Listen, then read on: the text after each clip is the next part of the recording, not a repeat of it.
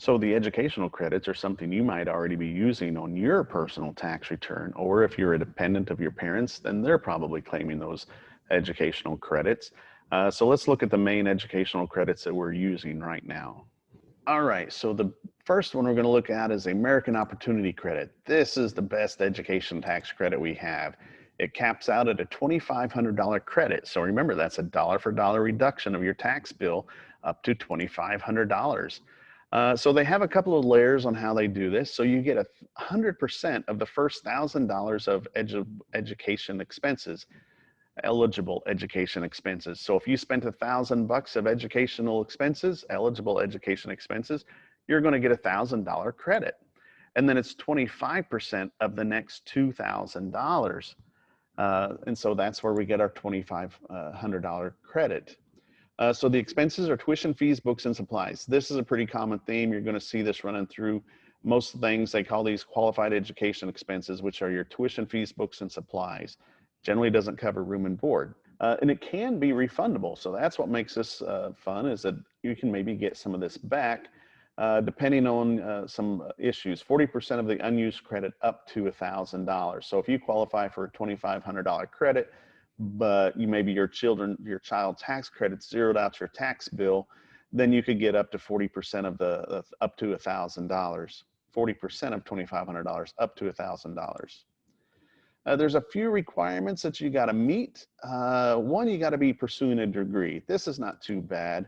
You got to be at least a half-time student. That's not too bad.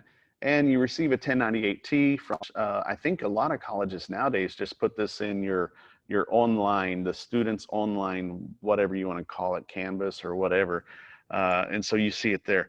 This is the one that gets everybody, is you cannot have completed the first 4 years or higher of education, and you cannot have claimed this credit for more than 4 years. So we see this a lot where maybe the kid graduated high school in May, and then in August they're enrolled in a full-time position at a school, at college, and they might not max out all of the expenses. They might not have $3,000 of expenses this year because they really only went to college half the year.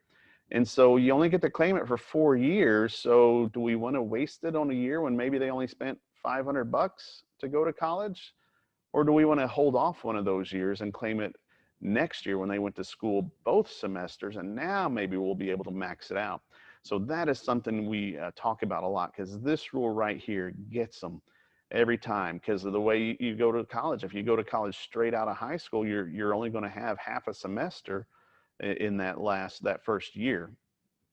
So just something to remember. You only get to claim it for 4 years, and you can't have completed your first 4 years. So maybe you only claimed it for 3 years of your college, and now you're going to graduate school and you think, well, I've got 1 year left. No, it's got to be the first 4 years of higher education outside of high school.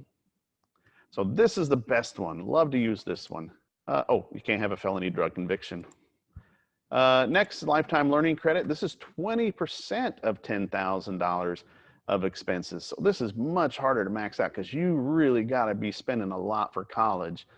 You know, I went to Southeastern. I don't think I ever spent 10 grand in college up there. It's non-refundable, but it's much less restrictive. You can use it for anything. It doesn't have to be the first 4 years, and there's no 4-year cap. It's unlimited. You could use this for 10 years if you want to. And even one class qualifies you. So we see using this a lot more often. And yeah, they don't even care if you're a drug addicted felon. You can still claim this credit. So we use this a lot more, but it does phase out with your AGI. And these are probably the 2018 numbers, but you get an idea of where that ballpark range is right here. So you can get up to $2,000 of a tax credit if you went to school. And again, doesn't care how much, as long as you're spending some money on it for the tuition fees and supplies, books, then you're going to get to be able to use the lifetime learning credit if you don't qualify for the American Opportunity Credit first. It was called HOPE when it originally came out, so that's why I sometimes get it mixed up.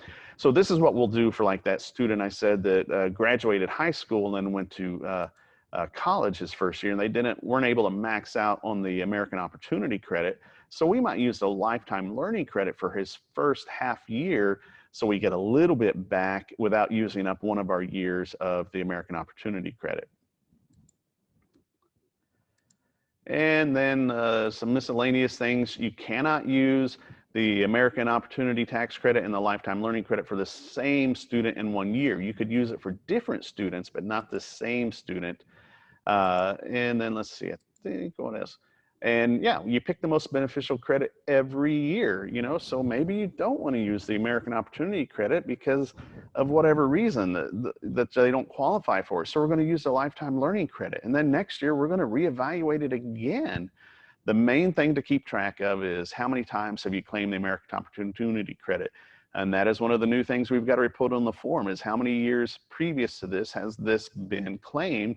And so the IRS is definitely tracking how many times each student's claimed the American Opportunity Credit to make sure they don't go over the 4 years. So a little bit of planning comes into play here with this, just something to keep in mind. So that's the education credits. The big one I got to tell you is get that 1098-T and make sure you put it on the form, your tax return somewhere, because that's what's going to trigger pretty much everything for those tax credits. And then the only other thing you got to consider is, do we want to use one of our 4 years of the American Opportunity Tax Credit, or do we want to use the Lifetime Learning Credit this year? It'll be a lower credit, but then we're not burning one of the years of the good stuff. So, often when we look at that, we talk to the parent, whoever's claiming it, we talk to them about what are the goals. Are we going to Grayson to get maybe some basics out of the way, and then we're going to transfer to a 4-year school that'll have a lot higher tuition, and then we might be able to max out the American Opportunity Tax Credit? Or are we just going to Grayson to get whatever skills we want to get now, and then probably enter the workforce? So, that would depend on which one we would claim. If they're going to go to the 4-year school later on, then obviously we'll probably use a Lifetime Learning Credit now.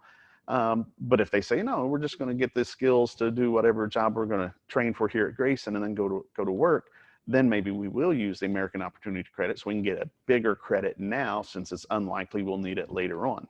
So just some things to consider. Coming up next, we're going to talk about the foreign income exclusions. When you work in another country, you get to exclude some of your income. And so we're going to see how we can do that.